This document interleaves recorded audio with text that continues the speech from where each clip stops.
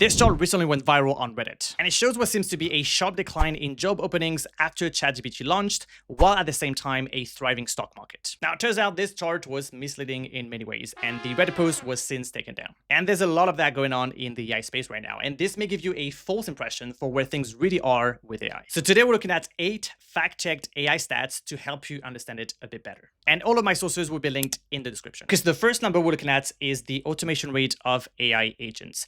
And we can see that it's only in the range of 2 to 3% of the task given. And this came out from the Remote Labor Index, which is a new scientific paper that came out, and that was comparing different AI agents in their capacity to finish real tasks and real projects. And these were given, these kind of projects, which are definitely something you can give to an employee or a freelancer, things like architecture or, document prep, rendering, and again, a wide range of tasks that could be given to any given employee. And when compared, the AI agents did relatively poorly. As you can see here, it's the range of less than 1% to 2.5% at its best. And again, this is the ability for those agents to complete a task end to end. So without any human intervention, can they properly do end to end? And again, overall, the automation rate is pretty low. And, as far as replacing jobs, that's really not where we are at right now. Okay, so here are my few takeaways from this. Okay, so first of all, 2025 was called the year of AI agents. But if you look at it right now, where we are, the use of AI agents to try to automate tasks end to end, it's probably not your best use of AI. And we've seen plenty of other research that shows that AI augmented work is actually a lot more efficient than trying to automate everything with AI. Which leads me to my second point, which is that your best use of AI right now is probably AI augmented tasks. So tasks that you would do either way and using AI to augment it rather than trying to automate it all. And then lastly, this is why trying new tools that don't try to replace you, but try to augment what you do, like we've seen recently with the new AI browsers like Atlas or others, and those things that can easily be worked into your current workflow to augment the thing that you're doing, to make it more efficient, make it easier. Those are going to be the best niche cases for AI for you, and that's going to be how you get the most return on your time spent. The second number we're looking at is that 82% of enterprise leaders now use GenAI weekly. And there's a few ways to interpret this, but here are my takeaways. So just using GenAI in your work is not a magic tool. It's not going to automatically replace you, your thinking, your brain, and automate all of your tasks. Secondly, and especially if you're a small business, it's very important to measure the ROI of the AI tools that you're using. And again, adoption is not the goal here. The goal is to see an ROI. The goal is to see those tools actually augmenting your work, making it faster, more efficient. So don't be afraid to try new tools, but also be very quick to cut it when it's not working. And lastly, but this comes along with it, but have a goal for your AI implementation. The goal is not just to use AI. The goal is not to try to automate things that don't need to be automated. The goal is to save time, save money, or just augment your work, make it more productive, and have a better output. The third number we're looking at is more of a sentiment, but 64% of people think AI will eliminate jobs. And if you look into the details, it's actually very interesting. So if you ask the average US adult, is AI going to replace jobs over the next 2 decades? 64% will say yes and are pretty confident about it. But if you ask AI experts, the responses are a bit more mixed. And I think that's because AI experts are probably a bit closer to what AI can actually do, and not just the demos or the hype train that everyone can fall into. And also because they understand a bit better the new jobs that can be created with AI and how this is just another technology that can potentially just increase the job market. Now, if we look at official numbers for job report, the story is a bit different. We can see that after the start of COVID, job openings started to rise drastically and reach this all-time high, and then they started to slowly decline. And this is pretty much when ChatGPT launched. The first version that people were actually be able to use was December 2022. And if you look at this other graph of the user base of ChatGPT over time from November 2022, you can see the details right here. And if you look at around December 22, which is roughly when the first version of ChatGPT that everyone was using was launched, you can see that it's just a continuation of the trend that started a few months before. And again, that was just sort of the rebound of the COVID hirings and started and continuing to decrease. Again, the trends were already there. It's just a continuation of this decline of hiring that happened after COVID. Okay, so based on this data, this is my real takeaway.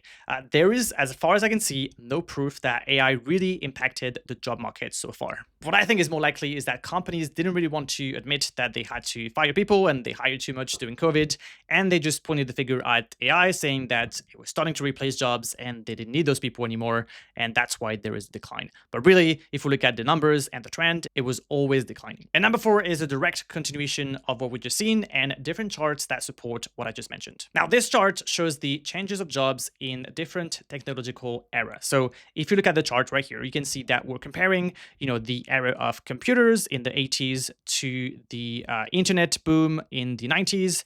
And then we have a control line, and then we also have the AI line right here. And what we can see is that AI is not making that big of a splash. I mean, we're really only talking about half a point of base compared to the control line. And, some might say that this is just the beginning and it will change. And, this chart is going to go haywire and exponentially grow. But so far, after, about 30 months, we're not seeing that big of a difference compared to the internet boom or even the computer advances. And when we zoom in and look at the baseline just more recently, just before the launch of ChatGPT in November 2022, we can see the difference is even smaller. I mean, at this point, it's really statistically insignificant. And again, there is no real proof that there are a lot of changes in the job market due to AI if we look at the baseline and the trend overall. Now, zooming in a bit further and looking at the breakdown in industries, we can see that some industries may have had more impact.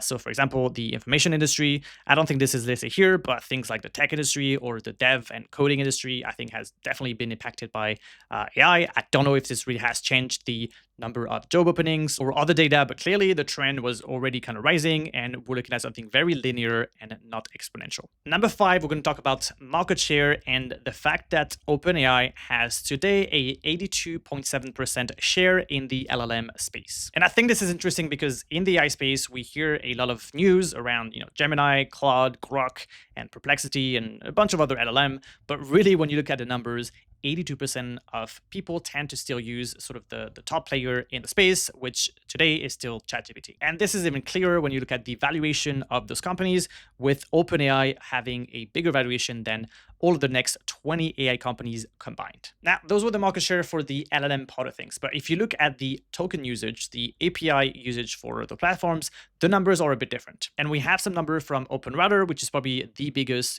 router for AI and AI tokens and API.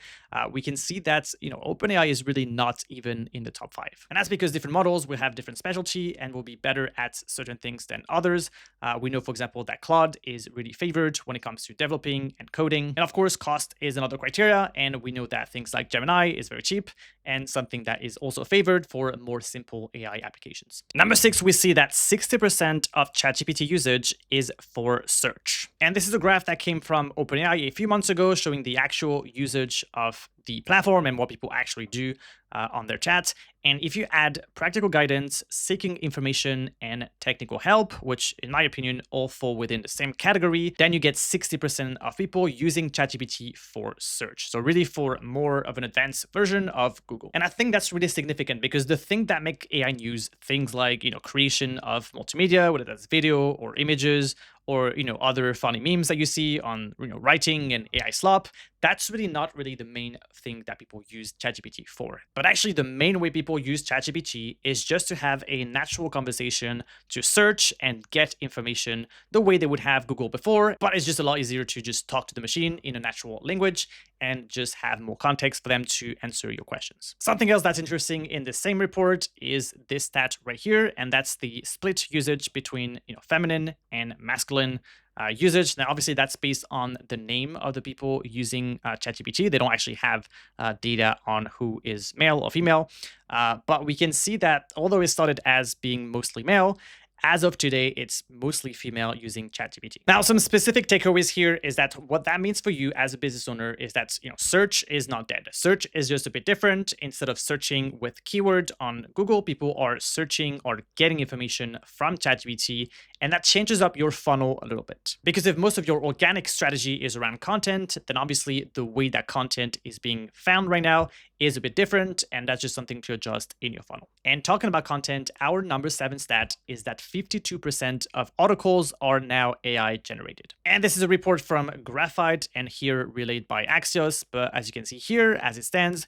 we are roughly at a 50-50 split between human created blogs and AI generated blogs. And it's probably not surprising if you have spent any time online in the past 6 months, especially if you're using a platform like LinkedIn, which if you ask me, probably 90% of the content content is created by AI. And I think we're really seeing sort of the counter movement to this right now, which is that, if you're going to create content, whether that's a blog or on social media, having something that sounds and look human is going to be something that makes you stand out. And people are starting to be much better at detecting this AI slop.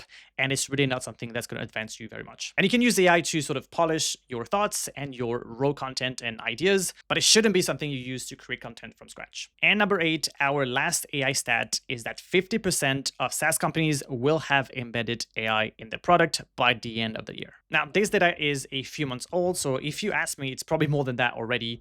And if you use any kind of tools in your business, a SaaS, whether that's for your scheduling, your payment, you probably have seen a bunch of AI features already integrated in the platform. And if you ask me, mostly they're pretty terrible. But if you want to start using AI more, it's easier to use it in tools that you were already using before and using those new AI features. Hopefully they get better. Then trying to just implement and add new tools to your tool stack and just being overwhelmed with all of those new AI tools and not even really be able to tell if they work or not. So those are really, I think, the low-hanging fruits here for you, is just to use the AI in the current tools that you're using and those new AI features. And these were all of the AI stats we have today. I hope this helped dispel some of the misleading misinformation that you see around AI taking your jobs, or being something that can really do these magic things in your business. Right now, the best thing to do is just to use AI in a very practical way. And if you want to see real implementation of AI in your business, then go ahead and watch this next video right here. Or if you just want to keep updated with new advances and new ways to incorporate AI and automations in your business, go ahead and subscribe to my free newsletter. That's going to be in the description. Thank you for watching, and I'll talk to you soon.